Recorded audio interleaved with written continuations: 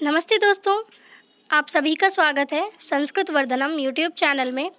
और आज के इस वीडियो में हम सब योगः कर्मसु कौशलम संस्कृत निबंध को जानने वाले हैं, जिसके विषय में भगवान श्री कृष्ण ने भगवद गीता के 2वें अध्याय में अर्जुन को उपदेश दिया है।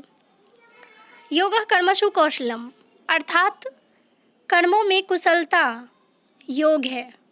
तात्पर्य ये है कि सभी कामों को कुशलता से करना यही योग है।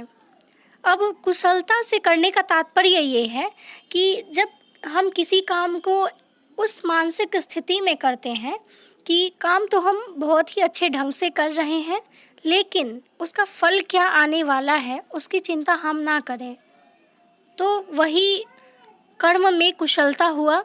और इसी कर्म में कुशलता को हम लोग योग नाम देते हैं। योग शब्द युज धातु से बना हुआ है, संस्कृत के युज धातु से बना हुआ है, जिसका अर्थ होता है जोड़ना। युज अर्थात जोड़ना। कहने का तात्पर्य ये कि जब हम किसी कार्य में कुशलता प्राप्त करने के लिए अपने शरीर को मन से आत्मा से जोड़ते हैं, तब वही योग कहलाता है। एक और श्लोक है भगवद गीता के 2वें अध्याय का 48वां श्लोक है, जिसमें बताया गया है समत्वम योग उच्यते।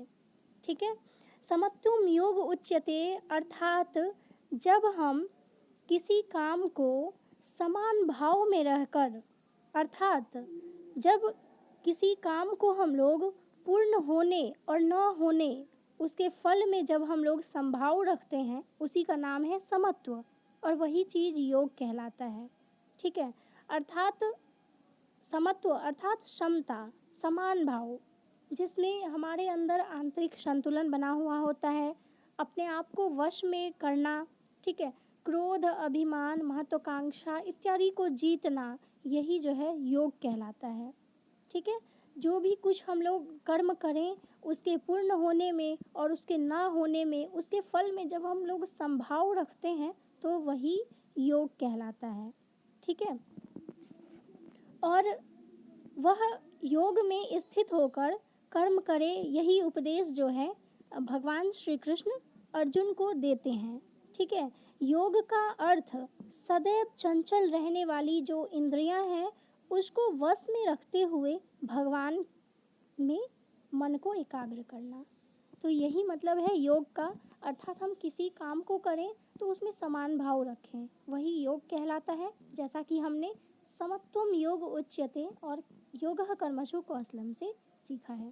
तो हम लोग इसी के विषय में संस्कृत निबंध को पढ़ेंगे, जिसमें हम लोग सकाम कर्म, निष्काम कर्म, दुष्कर्म, ये सब क्या होता है इसके बारे में योगः कर्मसु कौशलम में देखेंगे। तो श्रीमद् भगवद गीतायां कर्म योगस्य महत्वं प्रतिपादितम् अस्ति। कर्म एव जीवनस्य नाम अस्ति। कर्म विहीनः जीवनं जीवनं न अस्ति। कर्मणा एव सर्वाणि जीवन उपयोगिन वस्तूनि निर्मायन्ते। सुखस्य सर्वाणि अपि साधनानि कर्मणा एव विरच्यते। योगस्थ कर्मसु कौशलम एव कथ्यते। अस्य जगतः अपरं नाम कर्मालयः अस्ति। कर्मालये अस्मिन् सर्वे जनाः स्वस्वकर्माणि कुर्वन्ति। कर्माणि द्विविधानि सन्ति, सत्कर्माणि असत्कर्माणि च।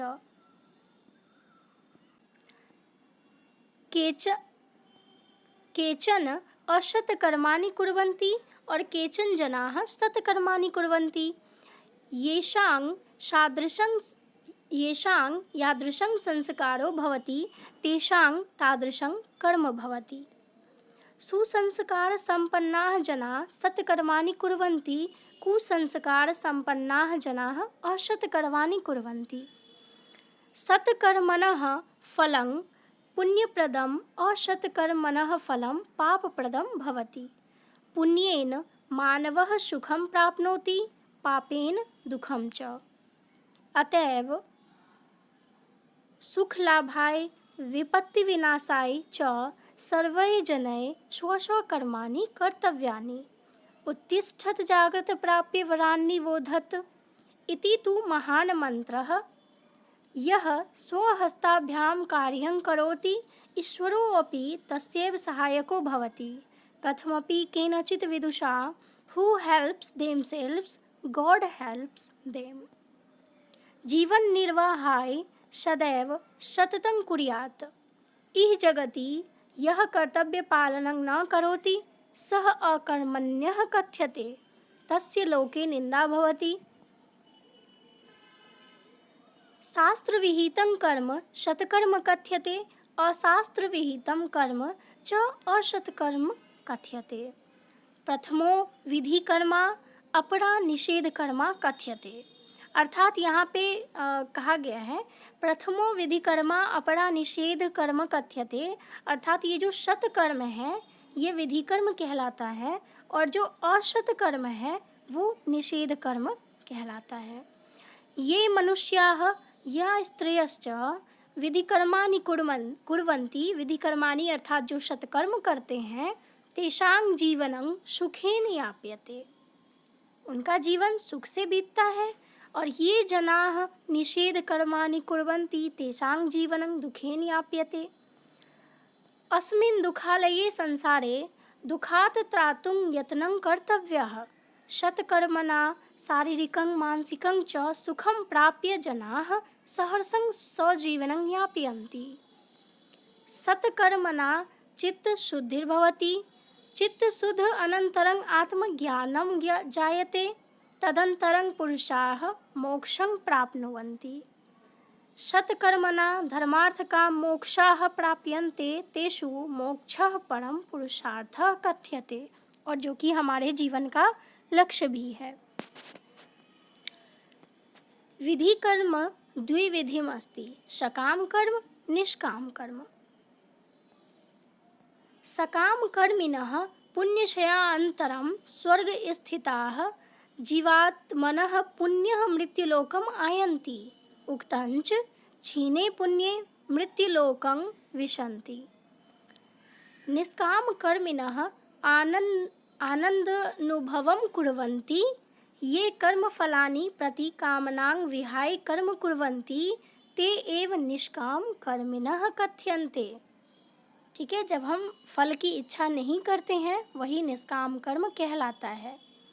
निष्काम कर्मिणः यानि कानि कर्माणि कुर्वन्ति तानि सर्वाणि परमात्मने समर्पित्वा सेवक सेव्य भावेन व्यवहारार्थम एव कर्तव्य पालनं कुर्वन्ति।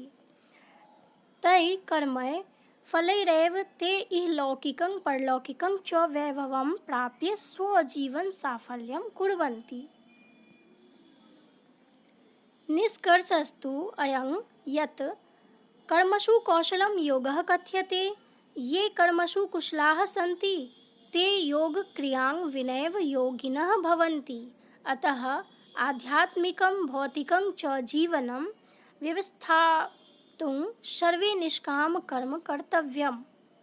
श्रीमद्भगवद्गीतायां कर्मणः महत्त्वं भगवता श्रीकृष्णेन उक्तञ्च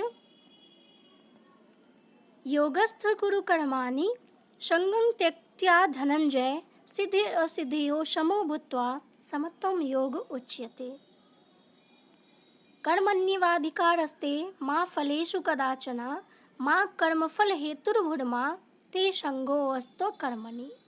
यही योग के विषय में कहा गया है, कर्म के विषय में कहा गया है, निष्काम कर्म के विषय में। एवं सत्यं प्रतीयते यत् फलानां निष्कामता एव कर्मयोगः उच्यते। पाप पुण्ययोः समत्वमेव योगः कथ्यते, तथा कर्मसु कुशलता एव योग उच्यते।